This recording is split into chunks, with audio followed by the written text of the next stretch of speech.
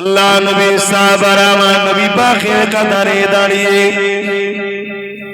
এই জমিন থেকে অন্যায়কে মিটাবার জন্যে, ন্যায়কে প্রতিষ্ঠিত করার জন্যে, মিথ্যাকে মিটাবার জন্যে, সত্যকে প্রতিষ্ঠিত করার জন্যে, জালিমকে মিটাবার জন্যে, মুসলিমদের মুখে হাসি ফোটাবার জন্যে, এতিমদের অধিকার দিবার জন্যে, খোদার্তদের অধিকার খানা দিবার জন্যে এই জমিনের উপরে আমার নবী সাহাবারা নবী পাকের পিছনে দাঁড়িয়ে জালিমদের বিরুদ্ধে লড়াই করেছে, জালিমদের বিরুদ্ধে কথা বলেছে। এই কথা বলতে গিয়ে জালিমরা আমার নবী সাহাবাদের উপরে কত অত্যাচার করেছে ইতিহাস জানিয়ে দেয়। ইসলামের প্রথম যুগেতে, প্রথম সময়েতে সাহাবা হুজুরদেরকে জোর করে শুইয়ে দিয়ে, গরম বালির উপরে শুইয়ে দিয়ে সাহাবাদের বুকের উপরে ভারী পাথর চাপিয়ে দিয়েছে। চাপিয়ে দিয়ে বলতে লেগেছে, মুহাম্মদ রাসূলকে ছেড়ে দে, তার আদর্শকে ছেড়ে দে, তার রাস্তাকে ছেড়ে দে, তার মিশনকে ছেড়ে দে। আমার নবী সাহাবারা এই কঠিন পরীক্ষায় এই গরম বালির উপরে শুয়ে বুকে ভারী পাথর চাপিয়ে দিয়েছে, নিশ্চয় নিতে পারেনি। তথাপিও সাহাবারা ওই অবস্থা তো বলেছে, হে জালিমরা, তোরা যতই জুলুম করিস না কেন, মুহাম্মদ আরবীর গোলাম যারা হয় তারা মুহাম্মদ আরবীর জন্য জান মাল সব দেওয়ার প্রস্তুত নিয়ে নিয়েছে। এই অবস্থাতে অনেক সাহাবারা শহীদ হয়ে গেছে, অনেক সাহাবারা ইন্তেকাল শহীদ হয়ে গেছে। আবার অনেক সাহাবারা এমন করে কঠিন কষ্ট স্বীকার করার পরও আল্লাহ তাদের ঈমান আমল হিফাজত করে বিজয় গাজী বানিয়ে দিয়েছে।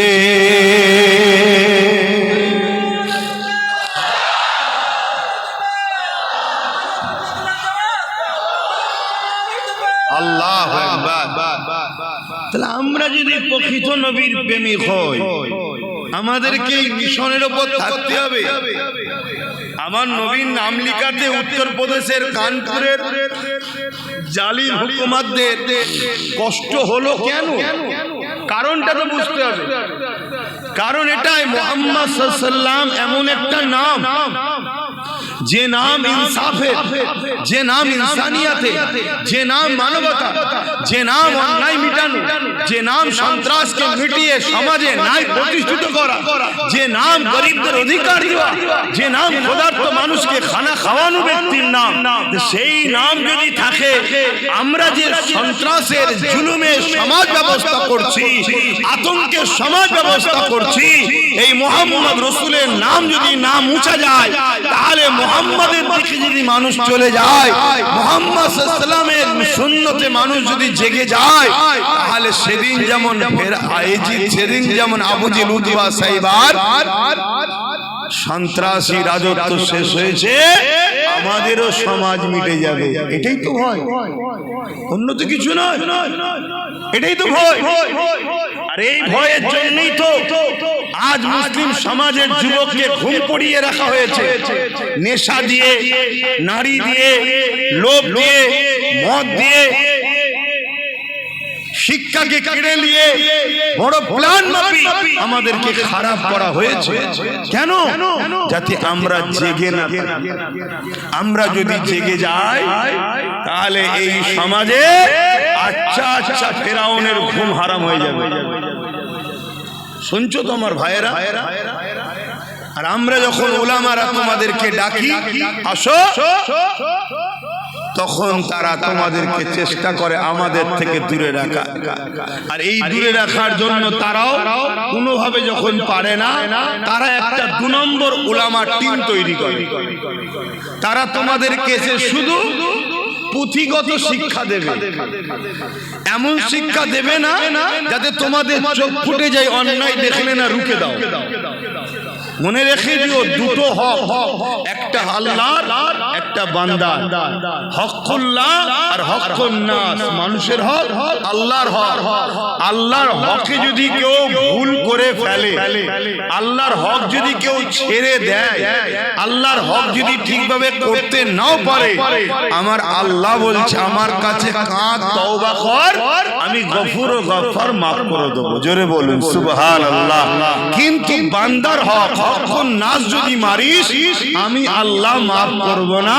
যার হক মেরেছিস সে যদি মাফ না করে, সে যদি মাফ না করে।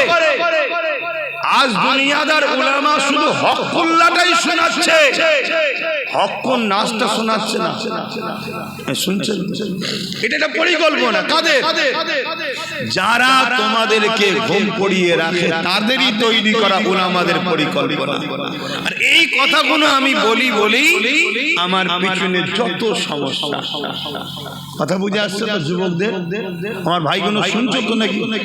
এটাই হলো সমস্যা। একটা মানুষ নামাজ পড়ছে আলহামদুলিল্লাহ, ভালো কথা। একটা মানুষ রোজা রেখেছে আলহামদুলিল্লাহ, ভালো কথা। একটা মানুষ হজ করেছে আলহামদুলিল্লাহ, ভালো কথা। এ যুবকেরা, তরুণেরা, অথচ বোনের হক মেরে নিয়েছে। মনে রাখবেন, কিয়ামতের দিনে ও নামাজ পড়ার পরও, রোজা রাখার পরও, হজ করার পরও ও নাজাত পাবে না। কেন? হকুন নাস করেছে। ওর বোন যদি ওকে ক্ষমা না করে, আল্লাহ ওকে মাফ করবে না। অপরদিকে আরেকটা বান্দা বোনের হক দিয়েছে, পাড়া প্রতিবেশীর হক দিয়েছে, মানুষের হক আদায় করে দিয়েছে।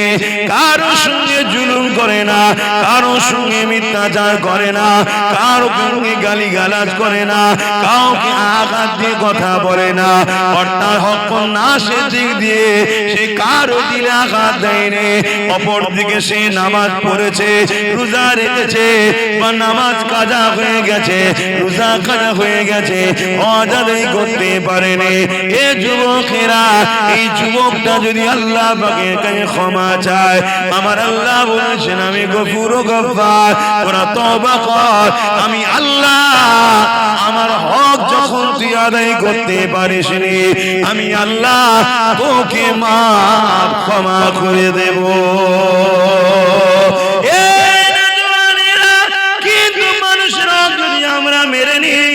আল্লাহ পাক ক্ষমা করবে না।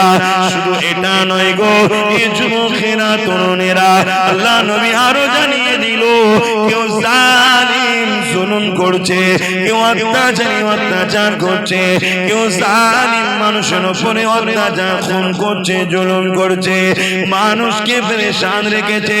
এরকম একটা ব্যক্তি জানার পরও কোন মুসলমান যদি তার সাথ দেয়, কোন মুসলমান যদি তাকে সহযোগিতা করে, আল্লাহ নবী জানিয়ে দিলেন ওই মুসলমানটা ইসলাম থেকে বেরিয়ে যাবে। জালিমের সহযোগিতা করে জালিমকে ক্ষমতায় আনা যাবে না। জালিমের সহযোগিতা করে, জালিমের সাথে জালিমকে তাকত ক্ষমতা দেওয়া যাবে না। আপনি জানার পরও যে ও জালিম, এই জানার পরও যদি আপনি ওর সাথ দেন, রাসূলুল্লাহর হাদিস মিশকাত শরীফ খুলে দেখলেন, আল্লাহ নবী জানিয়ে দিলেন ও ইসলাম থেকে বেরিয়ে যাবে। শুনছেন তো? এই কথাটা আমার কওমকে জানানো দরকার আছে না? না, কেন আমার কওমকে বড় প্ল্যান করে ইসলাম বিদ্বেষীরা, বেঈমান, ইসলাম থেকে বার করতে চাইছে, হ্যাঁ কি না? তার জন্য তো বুঝাবার দরকার। আর এই যখনই বুঝাতে যাচ্ছি যে আর কোনো ওয়াজ নেই, এ কথা বলতে হবে কেন? একটা ছেলে এক ওয়াক্ত নামাজ কাজা করে দিয়েছে, ইসলাম থেকে বেরিয়ে যায়নি। একটা ছেলে দু চারটে রোজা ছেড়ে দিয়েছে, ইসলাম থেকে বেরিয়ে যায়নি। একটা ছেলে হজ করতে পারেনি, ইসলাম থেকে বেরিয়ে, একটু বলবেন তো, যায়নি। একটা ছেলে প্যান্ট শার্ট পরেছে, দাড়ি চেঁচেছে, ইসলাম থেকে বেরিয়ে যায়নি। কিন্তু একজন জালিম জানার পরও সেই জালিমকে যে সহযোগিতা করে, জালিমের সাথ দেয়, জালিমকে ক্ষমতায় আনে, আল্লাহ রসুল বলছে সে ইসলাম থেকে বেরিয়ে যাবে। কথা শুনছো যুবকরা? এবার ইসলাম থেকে বেরিয়ে গিয়ে যদি নামাজ পড়ে, ও নামাজের দাম। ইসলাম থেকে বেরিয়ে যদি হজ করে, ইসলাম থেকে বেরিয়ে যদি মসজিদ বানায়, মাদ্রাসা বানায়, কোরআন পড়ায়, হাদিস পড়ায়, কথা বলেন, কথা বলেন। এই কথাগুলো যখনই বলছি, এ সমাজে এমনও মুফতি আছে, এ সমাজে এমনও মাওলানা বক্তা আলেম উলামা আছে, এ সমাজে এমনও নামাজি আছে যারা জালিমদের পিছনে ঘুরে বেড়ায়, জালিমদের থেকে দালালি খায়, আর জালিমদের হয়ে কথা বলে। তারা তখন আমার বিরুদ্ধে তাদের পুষা ইউটিউবারদের লাগাবে না, লাগাবে না, যাতে আমার কথা সমাজ না খায়, আমার কথা মুসলিম উম্মাহ না শুনে নেয়। কেন মুসলিম উম্মাহ যদি আমার কথা শুনে নেয়, তাহলে জালিমদের সাথীরা দেবে না, আর জালিমদের যদি সাথ না দেয়, তাহলে নেক্সটের কি রাস্তা আছে জালিমদের বিরুদ্ধে? জালিমদের বিরুদ্ধে যদি হয়, তাহলে আজকের ফেরাউন তারা বনি ইসরাইলকে ভয় করবে না, করবে না? এটাই তো ব্যাপার, এটাই তো বিষয়। কিন্তু আপনারা যারা মনোযোগ দিয়ে শুনছেন, আপনারা বিবেক নামক দরজাকে আঘাত দিয়ে খুলুন, খুলে জিজ্ঞাসা করুন নবীদের মিশনটা কি ছিল। বেশি যত নবী এসেছে, বেশিরভাগ নবীদের মিশন ছিল জালিম শাসকদের হাত থেকে আল্লাহর সৃষ্টিকে উদ্ধার করে শান্তি সমাজ প্রতিষ্ঠিত করে তাদেরকে শান্তি সমাজে বসবাস করার রাস্তা গড়ে দেওয়া। জোরে বলুন সুবহানাল্লাহ। মাইক বাজছে না বলছে? আচ্ছা আচ্ছা, ঠিক আছে, কথা শুনছেন তো আপনারা? আমার আলোচনায় অসুবিধা হচ্ছে? আমার বক্তব্য কিন্তু এটাই, কেউ নামাজ লেওয়াজ করছে ভালো জিনিস, কেউ রোজা লেওয়াজ করছে ভালো জিনিস, কেউ হজ লেওয়াজ করছে ভালো জিনিস, কেউ যাকাত লেওয়াজ করছে ভালো জিনিস, সবটাই তো শরীয়ত নাকি?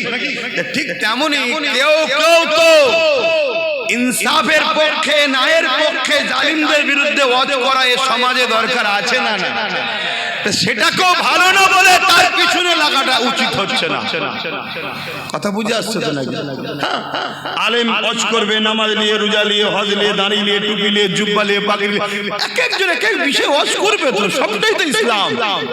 ঠিক তেমনই একজন যদি ওয়াজ করে যে বাবা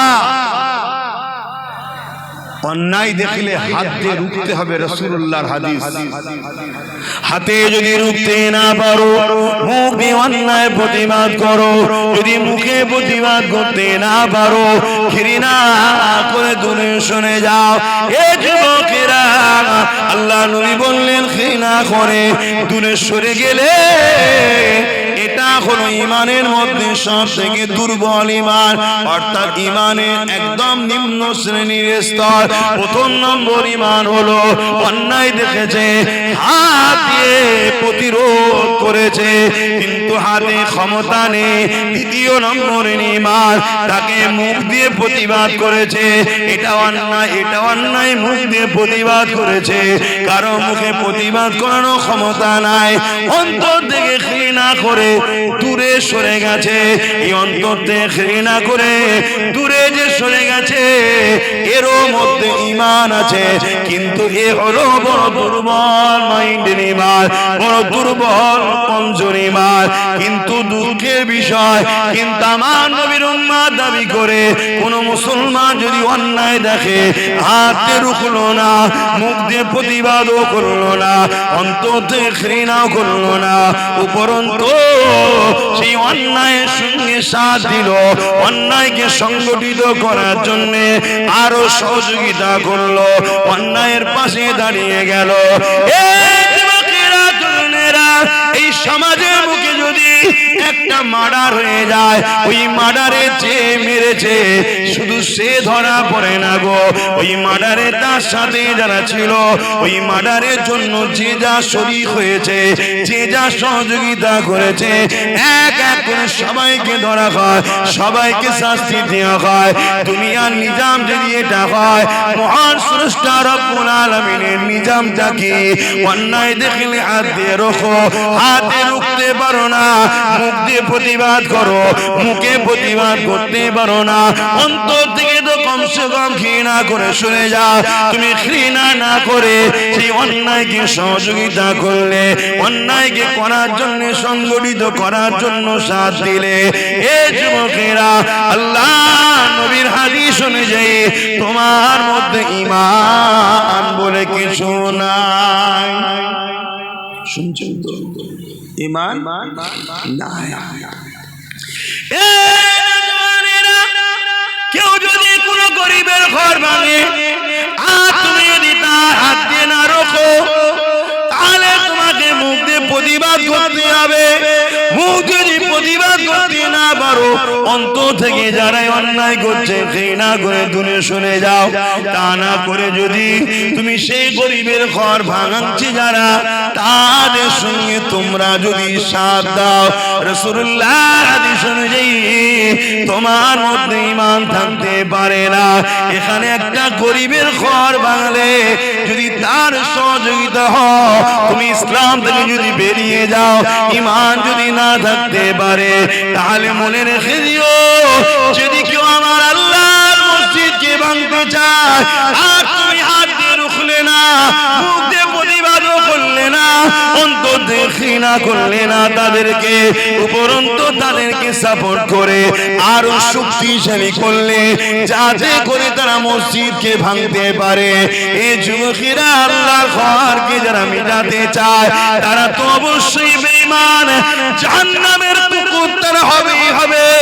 তার সঙ্গে যারা সাথ দেবে, আল মারউ মা মান আহাব্বা, দুনিয়ায় যে যার সঙ্গে থাকবে পরকালে তার সাথে থাকবে। এই যুবকেরা এইরকম একটা উদ্দেশ্য করে এই সমাজে একটা ওয়াজ করেছিলাম, ওই ওয়াজটাকে এখন কাটিং করে খুব ছড়াচ্ছে সমাজে। ছড়াচ্ছে না ছড়ায় না? একটু হ্যাকি না বলবেন?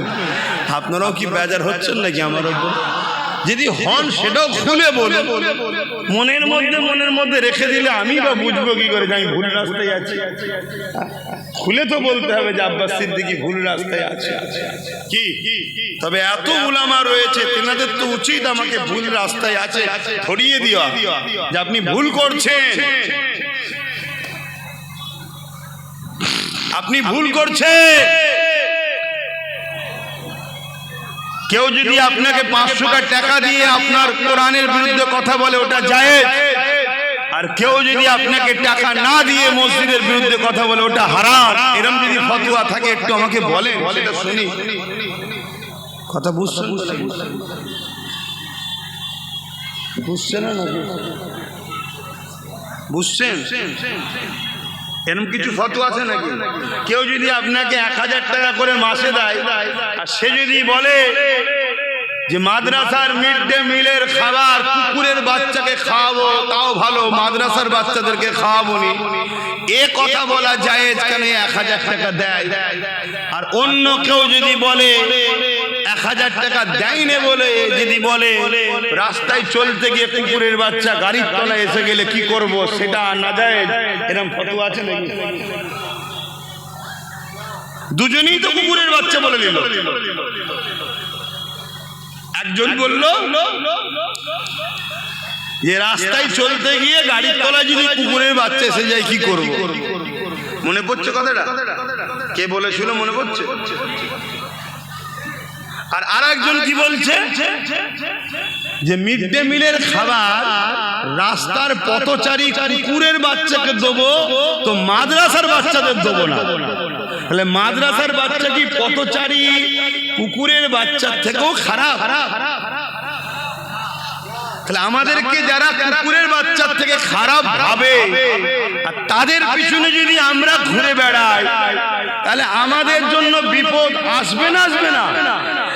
যেসব ভাইয়েরা আমার অজগুলোকে কেটে কেটে মিথ্যাচার করছো, এই সত্য খবরটা তোমরা জাতির কাছে কই দিচ্ছ না তো? কি ব্যাপার, কিছু ভাড়া পাচ্ছেন নাকি আপনারা? কথা বুঝছেন না? বোঝেন তো এইটার বিরোধী করা দরকার আছে না? না, কেউ যদি কোনো মুসলমান নিজেকে মনে করে যে আমি কুকুর, আমার বাচ্চা কুকুরের বাচ্চা, সে বিরোধী না করে আলাদা ব্যাপার। কত শুনতে, কোন মুসলিম ঘরে যদি এমন ছেলে জন্ম নেয়, দেখা যাবে সে নিজেকে কুকুর মনে করছে, তার বাচ্চাকে সে নিজে কুকুরের বাচ্চাই মনে করে। সে যদি এই কথাটার প্রতিবাদ না করে সেটা তার বিষয়, কিন্তু আমি আব্বাস সিদ্দিকী আমি মনে করি এই জমিনের উপরে খায়রুল উম্মাহ, একটা আমরা আশরাফুল মাখলুকাত, আবার নবীর উম্মত হওয়ার জন্য শ্রেষ্ঠ উম্মত আমরা। অতএব এত বড় গালি দিবার অধিকার কে দিয়েছে তাকে? এত বড় কথা বলবো, তাহলে এর প্রতিবাদের দরকার আছে না? না, এই প্রতিবাদটা একটা হুজুর হিসাবে, উলামা হিসাবে আমার করার রাইট অসুবিধা হচ্ছে আব্বাজানদের? বাপেরা, নওজওয়ানেরা, তরুণেরা, এ নবী পাকের প্রেমিকেরা, রাসূলুল্লাহ যদি প্রকৃত প্রেমিক হও, ইতিহাসের পাতা তোমাকে আমাকে কি সাক্ষী দেয় জানতে হবে। তারিখে হাদিসগুলো খুলে দেখো, আল্লাহ নবী নূহ নবী, দয়ার নবী সাহাবাদের উপরে কেন এত জুলুম হয়েছিল? কি জন্য এত জুলুম হয়েছিল? নামাজ পড়ার জন্যে না, না না, রোজা রাখার জন্য না, না না, হজ করার জন্য না, না না, এই জন্য জুলুম হয়েছিল। যারা জালিম ছিল তাদের জুলুমের বিরুদ্ধে আল্লাহ নবী সোচ্চার হয়েছিল। এই জমিনে জালিমরা নারীদেরকে জ্যান্ত জ্যান্ত পুঁতে দিত। আল্লাহ নবী বলেছিল, এ দুনিয়ার জালিমেরা নারীদেরকে জ্যান্ত পুঁতাটা বন্ধ করো। কেন তাদেরকে জ্যান্ত পুঁতে দিতেছ? তারা তো মায়ের জাত, মহান স্রষ্টা তাদেরকেও বানিয়েছে, তিনি পুত্র সন্তানও বানিয়েছে। এই কন্যা কারো স্ত্রী হবে, আর পুত্র সন্তান কারো স্বামী হবে। এদের সংসারের বিনিময়ে দুনিয়ার জমিনে তো মানুষ জাতির বিকাশ ঘটবে। এ যুবকেরা, তারা আজ আমার রাসূলুল্লাহর বিরুদ্ধে দখল করলো। ওই বিরোধী সেদিন থেকে চলতে চলতে চলতে চলতে আজ 2025 সালে আজকে দিনে কিছু এজিদ, কিছু ফেরাউন রয়েছে, তারা আমার নবীকে পায়নি। নবীর ইসলামের শানে মিথ্যাচার করছে, নবীর ইসলামের শানে আঘাত দিচ্ছে। যারা নিজেদের নারীদের হক দিতে পারে না, যারা নিজেরা নারীদেরকে নিরাপত্তা দিতে পারে না, নিজেরা নারীদেরকে রেপের হাত থেকে বাঁচাতে পারে না, কিন্তু তারা আজকে ইসলামের গায়ে দাগ লাগাচ্ছে। ইসলামে নাকি রেপ করাটা কোনো খারাপ কাজ নয়। বলুন নাউযুবিল্লাহ। এই কথা আপনারা শুনেছেন না শোনেননি? কে বলেছে? কোথায় বাড়ি? উত্তর 24 পরগনা জেলার ব্যারাকপুর ভাটপাড়ার। ভুল বললাম? এর বিরুদ্ধে কোনো আন্দোলন হয়েছে? এর বিরুদ্ধে কেস হয়েছে? কে অ্যারেস্ট করেছে? কেন অ্যারেস্ট করবে? যাদের হাতে ক্ষমতা তাদেরও দিলের ধারণা ইসলাম মিটাও। এ প্রকাশ্য দুশ্মন, এ বন্ধু সেজে দুশ্মন। শুনছেন তো নাকি? আর পাওয়ার তো আমরা দিয়ে রেখেছি জালিমদের হাতে। কথাটা কি কষ্ট হলো? আমার ইসলামে কি রেপ করা পাপ না? রেপের শাস্তি নেই? কি শাস্তি? গলা বন্ধ পুঁতে দিয়ে পাথর মারতে মারতে মেরে ফেলে, এক কথা মৃত্যুদণ্ড। যারা এ কথা বলছে তারা রেপের শাস্তি দেয়। এখন সে বর্তমান বিজেপিতে আছে, আগে ছিল টিএমসিতে, কালকে কোথায় থাকবে বোঝা মুশকিল।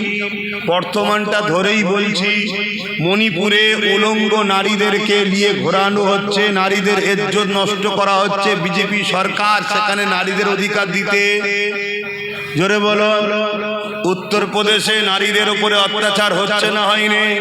নারীদের অধিকার দিতে তোরা জাহেল, নিজেরাই নারীদের অধিকার দিতে পারিসনি, তোরা আবার ইসলামের বিরুদ্ধে কলম চালাচ্ছিস কি করে? কোন শক্তিতে? ওদের হাতে রাজ পাওয়ার। গতকালকে আবার ঘোটালা করে পুরো তো একদম লাফ মেরে উঠে গেল, বুঝছেন তো নাকি? সব ওদের হাতে। এটা কথা বলবো, তোমরা তো সবাই অনেকে মনে করো রুখতে হবে রুখতে হবে, আমিও বলছি রুখতে হবে, কিন্তু রুখতে গিয়ে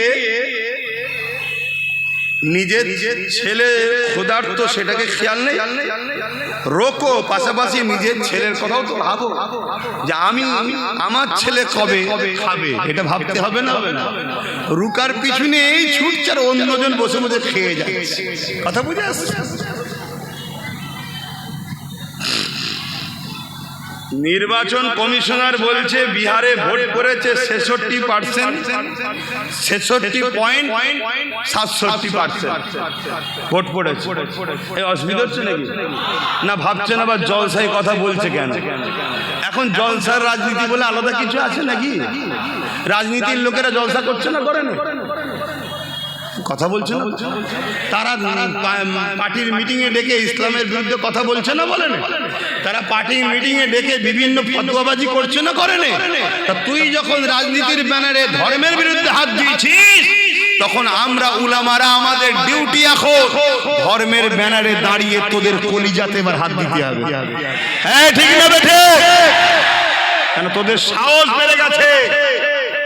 তোরা মনে করেছিস মোল্লা মলি সাহেবরা রাজনীতিতে নেই, মুসলিম দলের কোনো নেতৃত্ব দিবার কেউ নেই, মুসলমানদের হয়ে কথা বলার কেউ নেই, মুসলমানকে শুধু ভয় দেখিয়ে দেখিয়ে আমাদের কোলে তুলে রাখবো, আমরা যা খুশি তাই করব।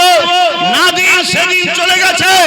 আজকের যুবকদের হৃদয়ে, আজকের নতুন প্রজন্মদের হৃদয়ে একটাই কথা, আমার ফারুক আজমের রাজত্ব হবে ইনশাআল্লাহ। আবার ইনসাফ হবে, আবার ন্যায় হবে, আবার জাস্টিস হবে, আবার গরিবের অধিকার দেওয়া হবে। এর জন্য আমার নবীর উম্মতেরা আগামী দিন এতিম, অসহায়, গরিব, বিধবা, বঞ্চিত, শোষিত, লাঞ্ছিত মানুষের হয়ে এই যুব সমাজ তারা লড়ার জন্য তৈরি হয়েছে। ঠিক না বেঠি? হাত তুলে সাক্ষী দাও আল্লাহকে, লড়াই করতে রাজি, লড়াই করতে রাজি।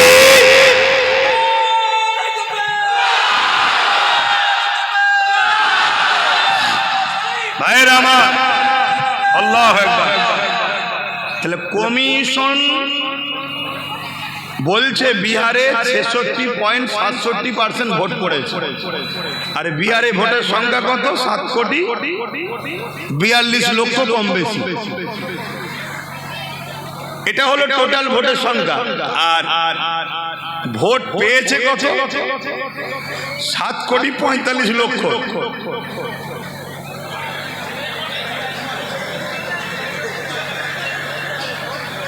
100% ভোট পড়েনি, পড়েছে কত? 67% ভোট পড়েছে। তাহলে 1 কোটি থেকে 67 লক্ষ হয়, তাহলে 7 কোটি যদি হয় 6-7-42, মানে রাউন্ড ফিগারে বলছি 5 কোটি লোক ভোট দিয়েছে। আর ভোট পেয়েছে কত? 7,45,00,000। মানে টোটাল ভোট হচ্ছে 7,42,00,000। 100% যদি ভোট পড়তো তাহলে 7,42,00,000 ভোটার ভোট পড়তো। সেই জায়গায় 67% ভোট পেয়েছে। তারপরও 1,42,00,000 থেকেও বেশি 7,45,00,000 ভোট পেয়েছে। যারা এরকম করে চুরি করে তাদেরকে তোমরা রুখবে কি করে? আমি কি বুঝাচ্ছি, বুঝছো? তাহলে রুখতে হবে, রোকো। রুকার পক্ষে 100 বার আমি সহমত, রুকার পক্ষে 100% সহমত। কিন্তু বাপ, রুখতে গিয়ে নিজেকে যেন বিলীন করে দিও না, নিজের অস্তিত্বটাকে বাঁচাও। আমার এটা বক্তব্য। কথা বুঝে আসছে না? না কেন, কিভাবে ঘোটালা হচ্ছে বুঝতে পারছো? এই ঘোটালা সব জায়গাতেই। এই কথাটা বিষখানে বললাম, অসুবিধা হলো। এটা জুলুম না, নাই এটা জুলুম না? জুলুম নয়, কোনটা? জুলুম। এটা অন্যায়। যা কাশের আমার ধর্মের আলোচনায় চলে আসে, আমার নবী পাকের সাহাবাদের উপরে জুলুমটা কেন হয়েছিল, অন্যায়ের বিরুদ্ধে কথা বলেছিল তিনারা, ইতিমের পক্ষে কথা বলেছিল, মানবতার পক্ষে কথা বলেছিল, খোদার্থ মানুষের পক্ষে কথা বলেছিল, অসহায়ের পক্ষে কথা বলেছিল। যুবকেরা, তরুণেরা তাওহীদের বাণীর পক্ষে কথা বলেছিল তিনারা। এই জন্য সাহাবা হুজুরদের উপরে জালিমরা বড় জুলুম করেছিল।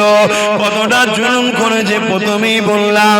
সাহাবা হুজুরদের পায়ে দড়ি বেঁধে, ওই ঘোড়ার পায়ে দড়ি বেঁধে দিয়েছে, ওই ঘোড়া দ্রুত ছুটতে লেগেছে। আর সাহাবা হুজুরদের মুরুমির বাড়ির উপর দিয়ে টেনে টেনে নিয়ে যাচ্ছে, পিঠে চামড়া খানা ছিঁড়ে ছিঁড়ে কাঁধে কাঁধে জড়ো হয়ে যাচ্ছে, বালিকোনা কোনো পিঠেতে গেঁথে যাচ্ছে, রক্তাক্ত হতে লেগেছে। এ যুবকেরা, এরকম কষ্ট কি তোমাদের ওপরে হচ্ছে এখন? বলো বলো। কিন্তু আজ ঘুমাও, তোমার সন্তানদের ওপরে এরকম জুলুম আসবে। আজ যদি তোমরা না জাগো, এখনো তোমরা এক মুঠো যদি হও, আল্লাহর জাত পাকের কসম করে বলছি, যার কুদরতি আদে আব্বাসের জান রয়েছে, ইনশাআল্লাহ এমন একটা জমিন আমরা করে রেখে যাব, যদি ফসল আমরা না খেতে পারি, মাঠটাকে চাষযোগ্য করে যাব। আমাদের বাচ্চারা ওই জমিনে চাষ করে ফসল খেতে পারবে ইনশাআল্লাহ। এ যুবকেরা, ঘাবড়ে যেও না গো, আল্লাহকে ভয় করো। কোথায় কি হচ্ছে দেখে লাভ নাই, তোমার মনের মধ্যে একটাই কথা থাকবে, আমি আমার আল্লাহর খুশির জন্য হক কথা বলবো, আমি আমার আল্লাহর রাজির জন্য নাই কথা বলবো, সন্তানের ভবিষ্যতের জন্য আমি সত্য পথে চলবো, আমি নিজের কিছু মেহনত করে নিজেকে প্রতিষ্ঠিত করব। কেননা পরের দোকানের কর্মচারী করা, পরের অফিসে চাকরি করা, যে কোনো দিন আমায় বার করে দেবে। আর যদিও আমি ওখানে চাকরি করি, ওই চাকরির মাইনে বাড়তে বাড়তে বাড়তে শেষ জীবন পর্যন্ত যদি 50,000 1 লাখ টাকাও হয়, কিন্তু আমার পরে ওই জায়গাতে আমার ছেলে কিন্তু আর চান্স নাও পেতে পারে। আর আমি মেহনত করে ছোট্ট যদি একটা গুমটিও করে দিয়ে যেতে পারি, আজ আমার পরে ওই জায়গাতে আমার ছেলে কিন্তু মালিক হয়ে বসবে। এ যুবকেরা, তরুণেরা, ছেলে যদি চেষ্টা করে এক দোকান থেকে 10টা দোকান বাড়াতে পারবে।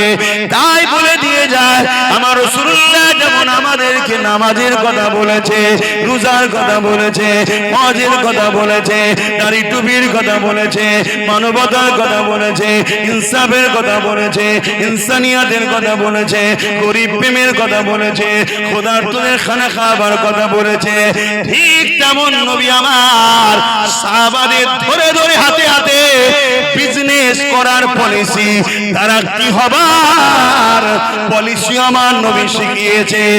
আর পাশাপাশি জমিনের উপরে মাথা তুলে বেঁচে থাকার জন্য পাওয়ার রাজ ক্ষমতার কথাও শিখিয়েছে। আরো জোরে বলুন সুবহান।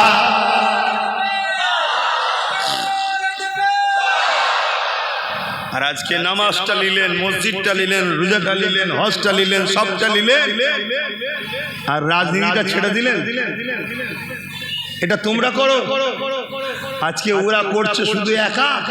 আর আজকে আইন করছে ওয়াকাফ, কালা কানুন, মসজিদ ভাঙবো, মাদ্রাসা ভাঙবো, কবরস্থান ভাঙবো, ঈদগাহ ভাঙবো, কাদগা ভাঙবো, অলরেডি ভাঙছে। কোন পাওয়ারে ভাঙছে? যেটাকে ছেড়ে দিয়েছি আমরা। যুবকরা কষ্ট হচ্ছে আমার কথা, অসুবিধা হচ্ছে। যেই হুজুরটাকে খালি খামাই নিয়ে এসছি, বাপ ঠিকই বলেছি, যদি মনে হয় খালি খামাই নিয়ে এসছি, পরের বার থেকে আনলেও তোরা আল্লাহ কারে এসিস নি বাপ। যদি আমাকে খারাপ লাগে, তুই তোর কাতারে থাক না বাপ, আমি আমার কাতারে থাকি নাকি? যার ভালো লাগবে 10 জনের যদি ভালো লাগে আমার কথা শুনবে, লোক বলবে 10 জন নিয়ে আপনি তাহলে কি করবেন? আমি কি করবো আমি জানি না তো, আমি চেষ্টা করব। ফায়সাল্লা তো আমার নয়, ফায়সাল্লা তো আল্লাহ। এই কথা বুঝছেন না? বোঝেন? এই তো সবাই মিলে এত চেষ্টা করলো, ভোট রয়েছে 7,42,00,000, পড়েছে কত? 7,45,00,000। কথা বুঝে আসছে না? তা আমার হলো চেষ্টা করা কাজ, ফায়সাল্লা কি হবে ওটা আমার দেখার দায়িত্ব, ওটা তো আল্লাহ জানে। হযরত ইব্রাহিম আলাইহিস সালামকে নমরুদ যখন আগুনে ফেলে দিল, ওই সময় বিশাল আগুন জ্বলতে লেগেছে। আমি জানি না তোমাদের কবিলা গ্রামটা কত বড়, কতটা বড় আমি জানি না।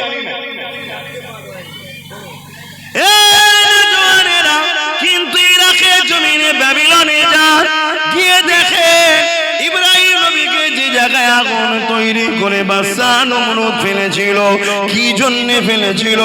বাদশা জুলুমের বিরুদ্ধে ইব্রাহিম নবী ছিল, বাদশা শিরকি রাস্তায় ছিল, অন্যায় রাস্তায় মানুষকে ডাকতো, বাদশা কুফরি রাস্তায় মানুষকে জোর করে ডাকতো, বাদশা মানুষের উপরে জুলুম করত, বাদশা মানুষের উপরে অত্যাচার করত, মানুষকে দাসী বানিয়ে দিয়ে তার দাসত্ব মানুষকে করাতো। এই সময় ইব্রাহিম নবী জালিম নমরুদের বিরুদ্ধে যখন কথা বলতেছিল, ইব্রাহিম নবীকে অনেক দিক দিয়ে নমরুদ হত্যা করার চেষ্টা করেছে, কোন দিক দিয়ে যখন পারেনি, ইব্রাহিম নবীকে নমরুদ বিশাল আগুন তৈরি করে ওই আগুনের কুণ্ডুতে ইব্রাহিম নবীকে ফেলে দিয়েছে। ইব্রাহিম নবী ওই আগুনের কুণ্ডুতে যখন পড়তে লেগেছে, আমার আল্লাহ পাক বলেছিলেন এখন ইব্রাহিমের জন্য আরামদায়ক ঠান্ডা হয়ে যাও গো, সঙ্গে সঙ্গে ফুলের বাগান তৈরি হয়ে যায়। চারিদিকে আগুন, বিচকানে ফুলের বাগান তৈরি হয়ে গেল। তার মধ্যে ইব্রাহিম নবী খুঁজছে ফিরছে, আল্লাহর জান্নাতি নিয়ামত খেতে লেগেছে। অনেক বড় কথা, আমি ওদিক হয়ে যাচ্ছি না, আমি যে বিষয়টা আমার যুবকদেরকে, মায়েদের বাপেদেরকে বোঝাচ্ছি, এ যুবকেরা মন দিয়ে শোনো। ওই সময় দেখা যায় দুটো আল্লাহর মখলুক, একজন চোঁচে করে পানি নিয়ে এসেছে, ইব্রাহিম নবীর আগুনে দেবে যাতে করে আগুনটা নিভিয়ে যায়। এত কম পানি তার চোঁচে রয়েছে, যার নাম হলো আজনায়, যে কিনা 2-4-5 ফুট হয়তো পানি হবে। ওই পানিতে ইব্রাহিম নবীর আগুন কি কোনোদিন বন্ধ হবে মনে হয়?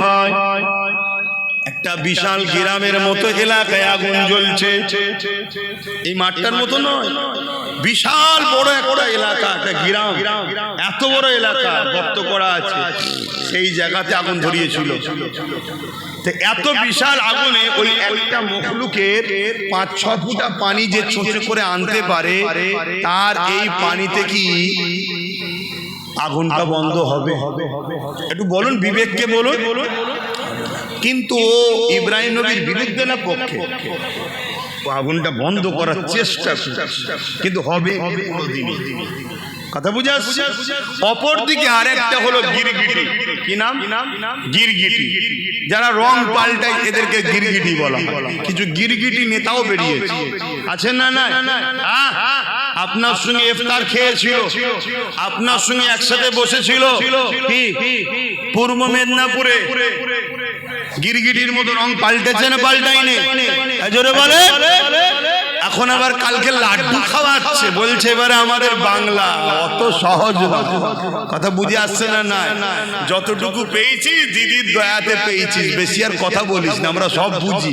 তোরা দুজন সেটিং এ আছিস, অন্য কাউকে বিরোধী রাখতে চাইছে না, তোকেই রাখতে চাইছে। কেন তুই থাকলে যা করবে তুই ধামা চাপা দিবি, আর তুই যা করবি এ তোকে সিকিউরিটিদের নিরাপদে রাখবে। অন্য কেউ বিরোধী হয়ে গেলে তোদের দুজনেরই কপালে বাস পড়ে যাবে। কি গো, কথাটা কি ভুল বললাম না? আপনাদের খারাপ লাগছে? এই যারা দাঁড়িয়ে আছেন বলেন, অসুবিধা হচ্ছে? আমার তো সোজাসুজি কথা, কাউকে তো ধরে আনিনি বা। তাতেই গিরগিটির মতো শুধু রং পাল্টা। একদিন মাথায় টুপি দিয়ে সাদা পায়জামা পাঞ্জাবি পরে এসে খুব ইফতার খেয়েছে আমাদের সাথে। খেয়েছে না খাইনি? আমার সাথে না খেলো, আমাদের সাথে তো খেয়েছে নাকি? হ্যাঁ, অনেকে মনে করেছিল ভালো হবে, হয়তো ভালো ন্যাস তুলে দেখেন এড়ে না বেড়ে দেখেন। কথা বুঝে আসছে? ঘুমটা দেখেছে, মসজিদে ঢুকিয়ে দিয়েছে। জানে না যে মসজিদে ঢুকাতে কিরম হচ্ছে না হয় না। ঘুমটা দেখেছে, কলিকাতার ঈদগাঁয় রেড রোডে নামাজ হয়, ওখানে নিয়ে চলে গেছে। হ্যাঁ, ঈদের নামাজে যাওয়া যায় মহিলাদের, নিয়ে চলে গেছে। তাহলে এটা ধর্মকে নিয়ে কি খেলা করা হচ্ছে না? ও এর বিরুদ্ধে কেউ কোন মিডিয়া করে আর করে বলবে না। আব্বাস সিদ্দিকী এই যে বলছে, এর মধ্যে থেকে আর কি খুঁত পাওয়া যায় দেয়, ওইটাকে কেটে ছড়া। কেন? এদেরকে দুনিয়ার বেঈমান নেতারা অর্থ দিয়ে পুষছে। চালাও চালাও, চালিয়ে যাও। কত ফেরাউন এসেছে, কত নমরুদ এসেছে, কত আব্দুল্লাহ ইবনে উবায়ও এসেছে। মুখ ভর্তি দাড়ি, মাথায় টুপি, বড় পাগড়ি ছিল, বড় জুব্বা ছিল, বড় জাননেওয়ালা ছিল, বড় বক্তা, বড় কোরআন জাননেওয়ালা। এমনকি নবী পাকের সোজাসুজি নামাজ পড়তো। আবু বকর সিদ্দিককেও দাঁড়াতে দিত না, কিন্তু কোরআন ঘোষিত সে জাহান্নামী হয়ে গেছে। কথা বুঝে আসছে? হ্যাঁ, সবাই চোখে ধুলা দিয়ে যেতে পারে। আব্বাস তোমাদের চোখেও ধুলো দিয়ে দিতে পারে, কিন্তু আব্বাস আমার আল্লাহর কুদরতি চোখে ধুলো দিতে, জোরে বলো, ইজ্জতের মালিক তোমরা না আল্লাহ। জোরে বলে, আরো জোরে বলে। অতএব আব্বাস যেখানে যায়, আল্লাহ শুকর করে বলছি, মানুষের ভিড়ে ঠেলাতে, চিৎকার চেঁচামেচিতে ওয়াজ করতে পারছি না আমি। সমস্যা এই গত মনে হয় পরশু দিন, গতকাল জুম্মা গেল, পরশু দিন কোথায় গেলাম? ঢোলা, ঢোলাতে সারাক্ষণ তো ঝগড়াই হলো, কি জায়গা পাই দাঁড়াতে পারে। এই ঝগড়া হয়ে হয়ে সারাক্ষণ সময় চলে গেল। কি ওয়াজ করব? ওই ওর মধ্যে ও ঝগড়া করে যাচ্ছে, আমি ওয়াজ করে যাচ্ছি, কি করব? বাপেরা, নওজওয়ানের আল্লাহ জাত পাকের কসম করে বলছি, নিয়ে আমার একটাই, আপনাদের হৃদয়ে আমার রাসূলুল্লাহর প্রেম ভালোবাসা ঢোকাবো, এবং দুনিয়ার জমিনে যতদিন বাঁচবেন কারো কাজে হাত বেঁধে নয়, নিজের অধিকার নিজে বুঝে নিয়ে ইজ্জতে খানা খাবো। এই আশায় আপনাদেরকে বুঝাচ্ছি, নবীকে পিয়ার করো, নামাজ পড়ুন, রোজা রাখো, হজ করুন, দান খায়রাত করো। অপর দিকে অন্যায়কে মিটান, জুলুমকে মিটান, রেপকে মিটান, সুদকে মিটান, ঘুষকে মিটান। এই যুবকেরা কোনো মিটাতে গেলে যে পাওয়ার দরকার, ওই পাওয়ারটার নাম হলো রাজনীতি। ফু দিয়ে সুদ বন্ধ হয়নি, ফু দিয়ে ঘুষ বন্ধ হয়নি, এমন করে বিচারি বন্ধ করা যায় না। এই জন্য আইন তৈরি করতে হবে। যারা রেপ করবে তাদের জন্য এই শাস্তি হবে, যারা সুদের কারবার করবে, যারা এমন করে ঘুষ খাবে তাদের জন্য এই শাস্তি হবে। ধরা পড়লে সঙ্গে সঙ্গে তাকে সাসপেন্ড জীবনের মতো করে দেওয়া হবে। এইভাবে 2-10টাকে করলে এই সমাজের রেপ বন্ধ হয়ে যাবে, এই সমাজের ঘুষ বন্ধ হয়ে যাবে।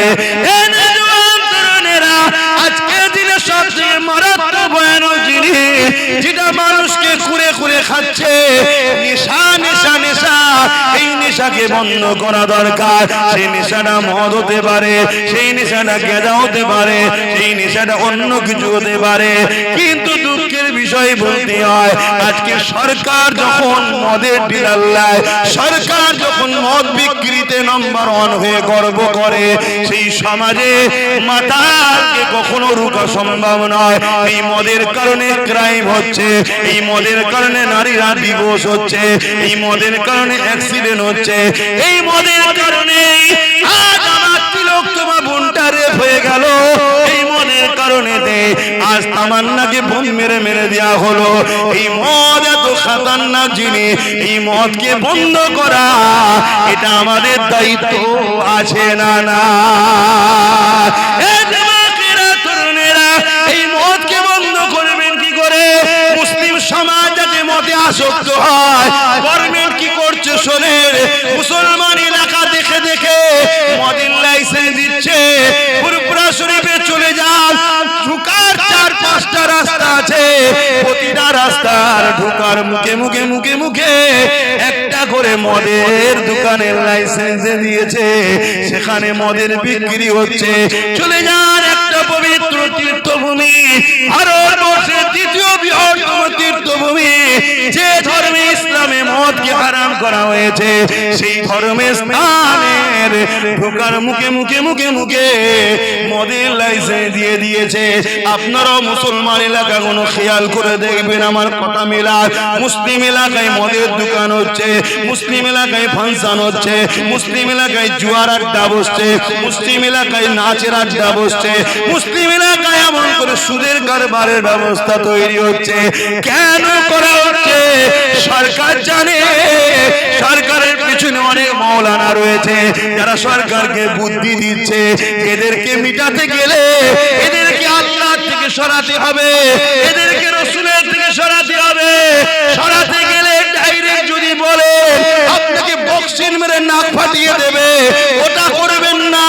এদেরকে মদে ঢুকিয়ে দেন, এদেরকে গানে ঢুকিয়ে দেন, এদেরকে ফাংশনে ঢুকিয়ে দেন, এদেরকে সুদে ঢুকিয়ে দেন, এদেরকে লোনে ঢুকিয়ে দেন। একদিকে এদেরকে গরিব বানান, অপরদিকে এদেরকে অল্প পয়সায় লোন দেন। যখনই সুদ নেবে, কাবার সামনে মায়ের সঙ্গে জিনা করার সমান পাপ হবে, তখন এরা আল্লাহ রাসূলের থেকে সরে যাবে। আল্লাহ রাসূলের দয়া মায়া যখন এদের থেকে সরে যাবে, তখন এদেরকে যখন আপনারা কতল করবেন, আল্লাহ সাহায্য করবে না। বদরের মতো এরা জিততে পারবে না। এ আমার জাতি, এ আমার কওম, তোমাদেরকে মেরে ফেলার প্ল্যান চলছে। তোমাদেরকে আল্লাহ রাসূল দিয়ে বদল সরাবে, তারপরে তোমাদের ঈমানকে লুটবে, তারপরে তোমাদেরকে কতলেআম করবে। তোমাদের কোনো সাহায্যকারী তোমরা পাবে না। যতগুলো মুসলিম নেতা দেখছো, এরা একটা কেউ কথা বলে না, এরা একটা কেউ জবান খোলে না। এরা শুধু যে হুজুর যে হুজুর যে হুজুর করে নিজের গদিটা টিকিয়ে রাখার জন্য। এই রকম একটা জায়গায় দাঁড়িয়ে আজ যখন দাদা পীরের 4র্থ প্রজন্ম হয়ে আমি জানকে বাজি লাগিয়ে আজ যখন আমার সমাজকে জাগায়, আজ যখন আমার সমাজকে বোঝায়, আজ যখন সমাজকে ভাবাতে লেগেছি, ওরে আমার সমাজ রে, তোর সরকার তোকে আল্লাহ রাসূলের থেকে সরাবার কি পরিকল্পনা করেছে দেখ। এক তো সরকারের কাজ নয় মসজিদ মন্দির করা, ট্যাক্সের পয়সায় দিঘাতে মন্দির করলো, যা তা ধর্ম যা পারছে করবে যা। আবার ওই মন্দিরের পোশাক রেশনের দ্বারা তোদেরকে খাইয়ে বেঈমান বানাবার প্ল্যান তোদের সরকার তৈরি করছে। এরা তোদেরকে মিটাতে চায়। তোদের অন্তরে ঈমান থাকলে, তোদের পেটে হালাল খাদ্য গেলে, আজকের এই ফেরাউনরা জানে এরা কখনো বিজয় লাভ করতে পারবে না। হতে পারে পুলিশ ওদের দিকে, হতে পারে মিলিটারি ওদের দিকে, হতে পারে সেনামন্ত্রী ওদের দিকে, কিন্তু আমাদের যদি ঈমান থাকে, আল্লাহ সাহায্য যখন আসবে, এক মঈনুদ্দিন ভারতে কামিয়াবি হয়েছে। আরো জোরে বলুন সুবহানাল্লাহ।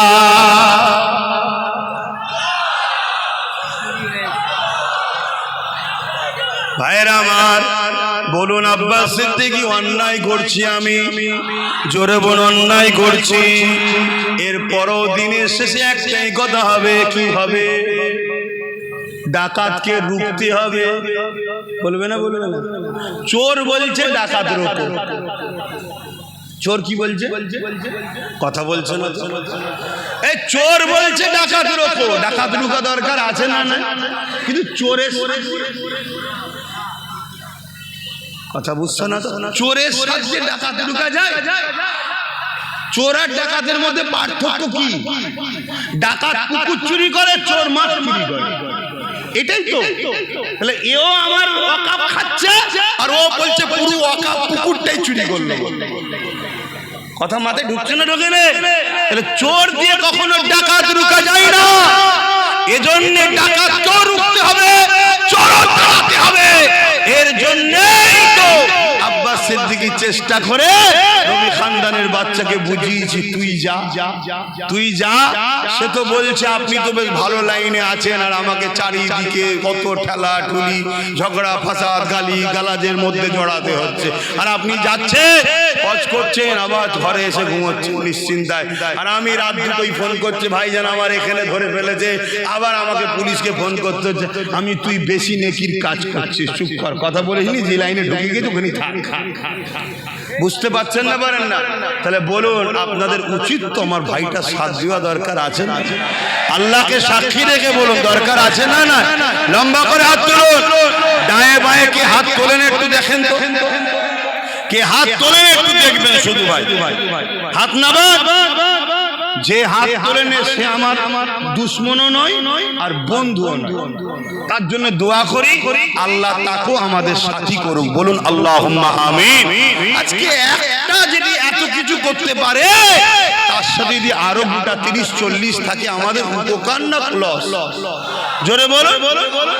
এবারে কেউ যদি মনে করে যে তুমি বলছো তাহলে আমরাই তো রুখবো না, তোমরা যদি সত্যি রুখতে চাও, সত্যি যদি রুখতে চাও, তাহলে আসো না একসাথে রুখি। কথা বুঝছেন না? আসো না একসাথে রুখি। না না, একসাথে নয়। কেন একসাথে নয়? বলতে একসাথে যদি রাত্রিরে ঘরের পাহারা দেয়, তোমার লোকও আমার লোকও থাকে, তা রাত্রিরে যখন ডাকাত ঢুকবে, আমি যে দরজা খুলছিলাম তুই তো খুলতে দিবি না। শুনছেন না? শুনুন না, একসাথে হলো অসুবিধা কি আছে?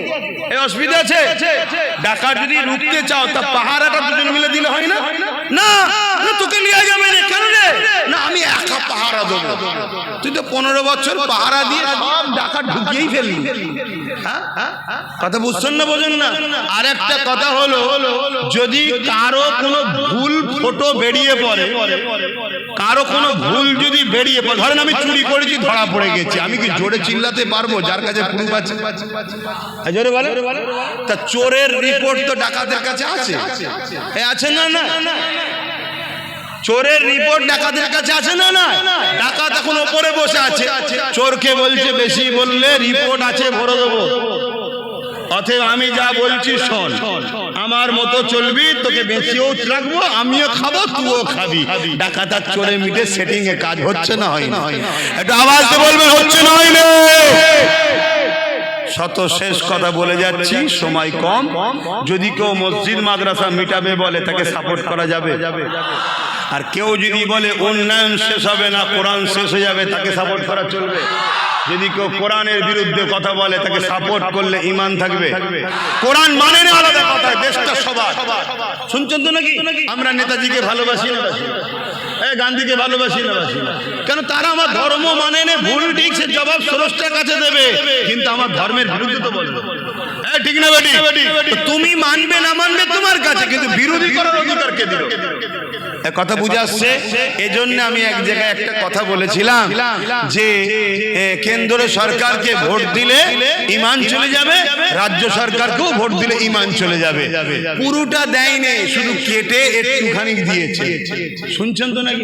এরপরে আমি কি বলেছি? এরপরে বলেছি, যদি রাজ্য সরকার মনে করে যে কোরআন শেষে বলাটা আমার ভুল হয়েছে এবং দিল্লি চলে যাও বলাটা ভুল হয়েছে, যদি ক্ষমা চাই, তাহলে আমি এর বিরুদ্ধে আর বলবো।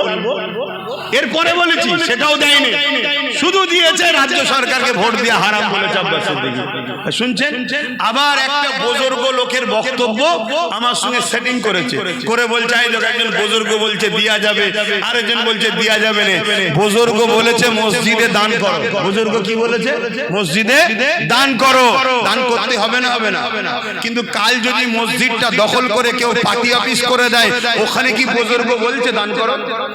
তাহলে এখনকারের কথা তখনকারের কথা তুই জুড়ছিস কেন? ও তো আগে বলেছে, তখন তো আমিও বলেছিলাম যে চলো এ যখন বলছে দেখা যাক, ঠিক না বেটি? কিন্তু ওরে বাবা, তোর মুখোশ সরে গিয়ে এখন অরিজিনাল মুখ বেরোচ্ছে।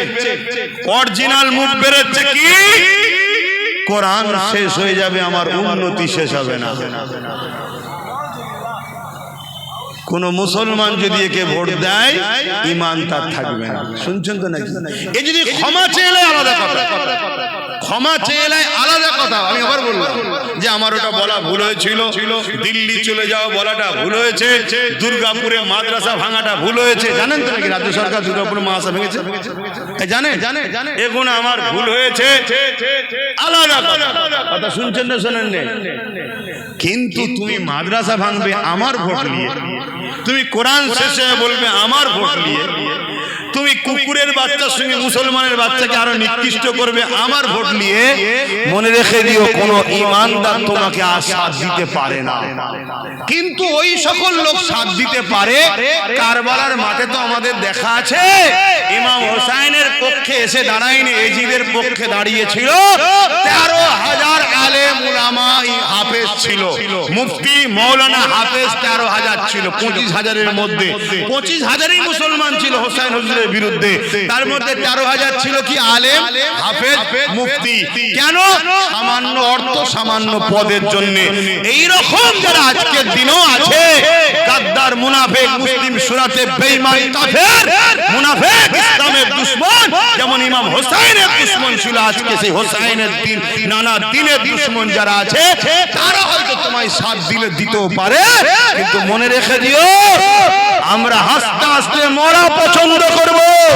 মসজিদ মাদ্রাসাকে যারা মিটাতে চায় তাদের সঙ্গে আপোষ নয়। কোরআন যে শেষ হয়ে যাবে বলবে, সে যদি ক্ষমা না চায় তার সঙ্গে আপোষ নয়। এ কথাই যারা একমত একটু হাত তুলে দেখাবে, আল্লাহকে সাক্ষী রেখে হাত তুলবে। আয় আল্লাহ, আমরা আপনার কোরআনের পক্ষে, মসজিদ মাদ্রাসার পক্ষে হাত তুলেছি। আপনি আমাদের ঈমানের তাকত দেন, এর উপরে মজবুত থাকার তৌফিক দেন। আমিন আমিন আমিন সুম্মা আমিন। নারে তাকবীর, নারে তাকবীর, লব্বাইক লব্বাইক লব্বাইক লব্বাইক, নারে তাকবীর। যদি কোন মুসলমান হাত না তোলে তার সঙ্গে আমার একটাই কথা, সে আমাদের কেউ নয়, দুশমনও নয়, আর বন্ধুও নয়। কথা বুঝে আসছে? শেষ কথা বলে যাচ্ছি, এখন সময় কম, আজান নামাজ পড়তে হবে, তাই আমি আর কথা বাড়াচ্ছি না। আমার পরে আরো আছে, আমার ভাই আছে তো, হ্যাঁ, আমার জুনায়েদ ভাই রয়েছে এবং বশিরের হুজুরের আওলাদও রয়েছে, এবং পিননগর থেকে আবুল বাসার সাহেব আছে, শরফুল আমিন সাহেব আছে, আসবে সব। কি গো, আমি বাপ দোয়া এখনো করিনি, উঠে বললে কেন? আমি তো নামাজ পড়বো। একটুখানি এই ছেলেরা যাচ্ছে, একটু চাদরটা ঘোরাবে, যার যা খুশি একটু দিয়ে দেবেন। দেন তো নাকি? আমি কাজ করি জানেন তো, একটু চাদর ঘোরানো দরকার আছে না? নাই? দেন, যার যা খুশি দেন, যার যা খুশি দেন, যার যা খুশি দেন। তাড়াতাড়ি যাও, বেশি ছেলে পিছন দিকে দাও, পিছন দিকে যাও, দোয়াটা নিয়ে যাবেন, কেউ সরে যাবেন না। যারা ভালোবাসেন হাত তুলেছিলেন সরে যাবেন না। এটা একটা পরীক্ষা, এটাও একটা পরীক্ষা। আজ বড় দুঃখ লাগছে ভাই। হ্যাঁ বলো, বাঁচাবার মালিক কে? বাঁচাবার মালিক কে? বাঁচাবার মালিক কে? তুমি আল্লাহর কোরআনের দুশমনের কোলে উঠছো ডাকাতের ভয়ে। আর ডাকাত যদি ওই যেমন বললাম 7,42,000-এর জায়গায় 7,45,000 করে দেয়, কি করে ঠকাবে? বলো, কি করে ঠকাবে? অতএব নিজের শক্তি তৈরি করো। এরপরও বলছি, এ যদি ক্ষমা চাই ভিন্ন বিষয়। কথা বুঝে আসছে না? নাই? আর ক্ষমা না চাইলে সাপোর্ট করা হারাম, চলবে না। মনে রেখে দিও, যত মুফতি মৌলানা বক্তা আসো, আমি চ্যালেঞ্জ করছি, যদি ভুল হয় আমাকে শিখিয়ে দেন, আমি মেনে নেব। দেন, যার যা খুশি দেন। ছেলেরা একটু বেশি করে যা বাবা, তাড়াতাড়ি যা, নামাজ পড়তে হবে। আর কথা নয়, দোয়া 49-এ, ও 30 হয়েছে, তাহলে আর কথা নয়। আমি একেবারে সংক্ষেপ করলাম, একটু যেচ্ছে দিয়ে দেন। আল্লাহুম্মা আমিন। আয় আল্লাহ, আয় আল্লাহ, আয় আল্লাহ, আমি আপনার দিনের জন্য দুটো কথা বলেছি। আল্লাহ, যদি আমার কথায় আপনি খুশি হয়ে যান, আল্লাহ আমার কথাকে আপনি কবুল করে নেন। আল্লাহ, আল্লাহ আমার এই ভাইগুলো জান মাল ইমান ইজ্জত হেফাজত করেন। আয় আল্লাহ, এদেরকে মেরে ফেলার চক্রান্ত চলছে, আল্লাহ এদেরকে বিপদে ফেলার চক্রান্ত চলছে, থেকে হেফাজত করেন, ছোট ছোট বাচ্চাগুলোর নসিব বড় করেন। আল্লাহ আমার কওমে জন্ম নিয়েছে, আমরা যদি এদের কথা না ভাবি আল্লাহ এদের সঙ্গে বড় জুলুম করে যাব। হে আল্লাহ এই কওমকে নিজের পায়ে দাঁড়াবার তৌফিক দেন, নামাজি মুত্তাকি হাজী গাজী বানান, দিদারে কাবা দিদারে মদিনা শরীফ যাওয়ার তৌফিক দেন। যারা ভুল বুঝে ইদিক উদিক আছেন, আলেম ওলামা মুফতি মাওলানা সাধারণ মুসলিম মানুষ সবাইকে এক হওয়ার তৌফিক দেন আল্লাহ। হে আল্লাহ হাবিবের খাতির রহমত করে দয়া করে দ্বীনের মাহফিলে আল্লাহ এই মাহফিলকে আপনি কবুল করে নেন। আপনি বলেছেন রব্বানা আতিনা ফিদ দুনিয়া হাসানাত ওয়া ফিল আখিরাতি হাসানাত ওয়া কিনা আযাবান নার। দুনিয়ার ভালাইয়ের কথাও বলেছেন, ভালাই তো এমনি এমনি দেন না, ভালাইয়ের জন্য চেষ্টা করতে হয়। এই ভালাইয়ের রাস্তাও এদেরকে দেখালাম, আখিরাতের কল্যাণ নবীর প্রেম আদব মর্যাদার রাস্তাও দেখিয়েছি আল্লাহ, এবং জাহান্নাম থেকে বাঁচার তৌফিক আপনি আমাদের দান করবেন। আমিন আমিন আমিন।